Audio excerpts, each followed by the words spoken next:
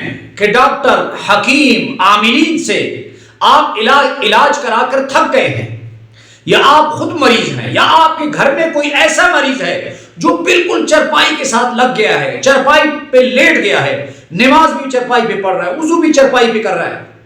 اور اس کا کوئی علاج نہیں ہو رہا، تو آج اس بیماری کا ایک حل آپ کو بتا رہا ہوں۔ آپ نے ایسے کرنا ہے کہ گھر کے 7 یا 9 یا 11 افراد وہ اس مریض کی چرپائی کی ارد گرد آپ نے بیٹھ جانا ہے۔ اگر وہ چرپائی اوپر ہے تو آپ کرسیاں لگا لیں، اگر مریض زمین پہ ہے تو آپ بھی زمین پہ اس کے ساتھ بیٹھ جائیں، اور 21 مرتبہ ہر آدمی سورہ تغابن پڑھے، اور گھر والے ان 7 افراد کے لیے یا 11 افراد کے لیے چائے اور پراٹھوں کا بندوبست کریں، کھانے کا بندوبست کریں۔ کھانے میں کیا چیز ہونی چاہیے؟ چائے اور پراٹھے،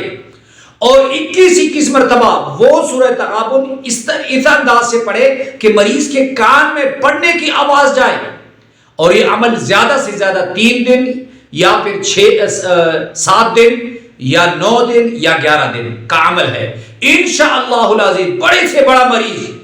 جو لا علاج مرض ہے، لا علاج مریض جسے کہا جاتا ہے، اللہ رب العزت اس عمل کی برکت سے اس کو شفا دیں گے۔ اس عمل کی آپ کو اجازت ہے، ایک مرتبہ کمنٹس باکس میں درود شریف صلی اللہ علیہ وآلہ وسلم لکھ لیں۔ اللہ ہم سب کا حامی و ناصر ہو، وآخر دعوانا الحمدللہ رب العالمین۔